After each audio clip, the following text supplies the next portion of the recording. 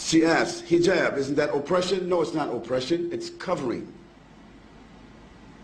The women covering their heads or covering their bodies is not an oppression. Their husband didn't tell them to do that. Their fathers didn't tell them to do that. Their sons didn't tell them to do that. The imam didn't say to do that. God said, for the Muslim ladies,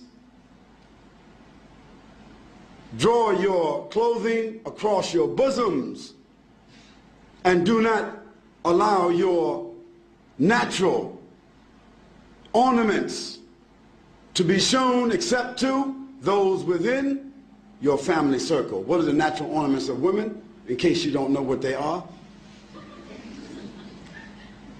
Their breasts, their shapes that happen to be different than that of men, their hair, those adornments should be covered.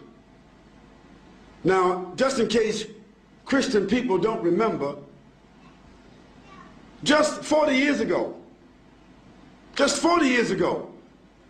Christian women never went to church without covering their heads. It wasn't it. Isn't that true? Ask your grandmothers.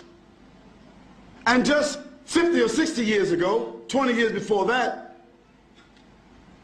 a Christian woman would never come outside with a short skirt, even.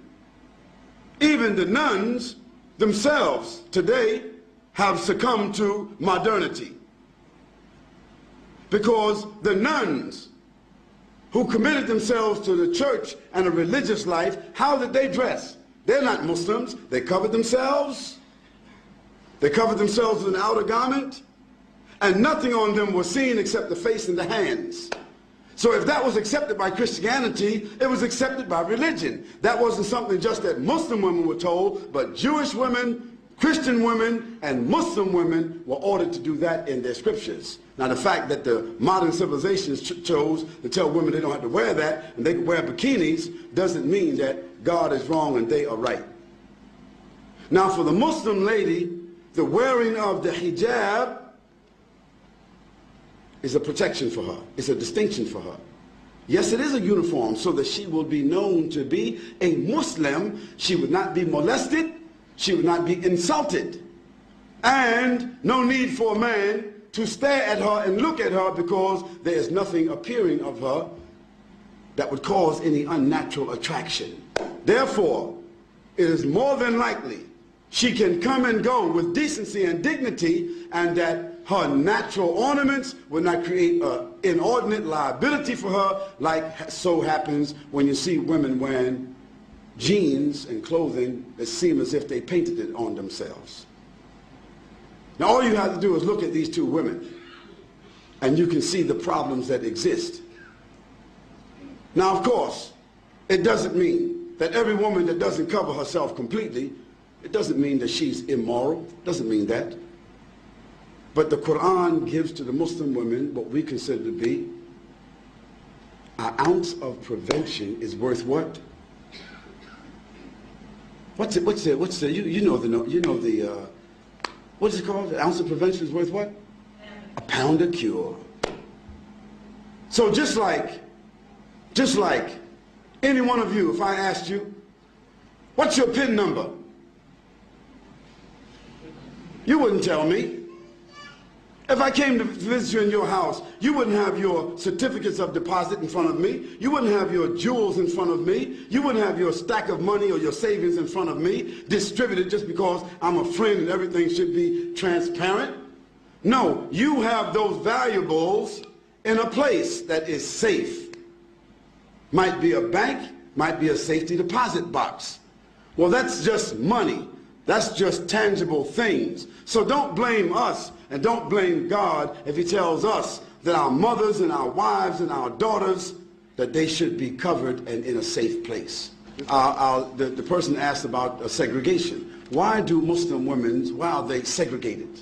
They're not segregated. They're not segregated.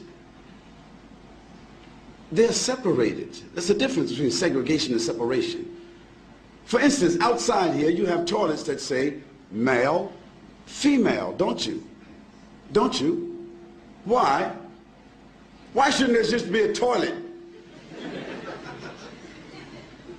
Because there are sensitivities that we as moral, decent, dignified, educated people accept, that there are sensitivities and privacy that the female would like to have as opposed to just walking into an open toilet. Now maybe in Amsterdam or some other places in Europe where they just have open toilets, it's different.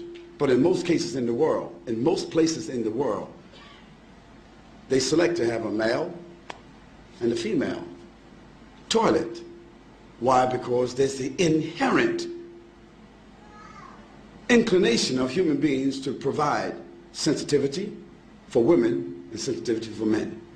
Now in Islam, for us, it's not a matter of being inherent. It is something which is God-given inspiration to do what? To separate the sexes. That means the genders. Doesn't mean absolute separation, like we can't see each other, we can't talk to each other, but generally, my wife just doesn't, I don't go to another man's house and I just sit down with his wife and dance with his wife, and he sit down and dance with my wife, and this is a matter of friendship. Bob, just drop over anytime you like. Okay? We don't do that. No, I come to visit Bob or Abdullah. Abdullah's wife comes to visit my wife. I don't socialize with his wife, and he doesn't socialize with my wife. Although there may be occasions where we eat together, our families socialize together, but generally, after boys and girls reach the age of 7, the Prophet said, even if they're brothers and sisters, separate them from the bed.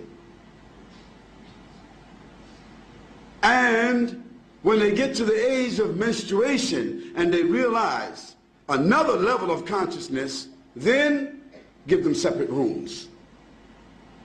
What to do what? To preserve and protect them from tendencies that human beings have, tendencies that has manifested itself in civilizations where they don't do that protection. So we are obeying Almighty God. That's what we're doing.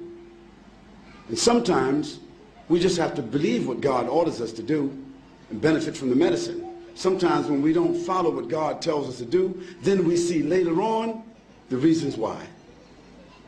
So we don't apologize for that. We say that it brings us dignity, it brings us distinction. Whether it be the hijab of the women or the separation of the men and the women, it brings us distinction, it brings us dignity and protection and morality, additional morality. That's why we do it.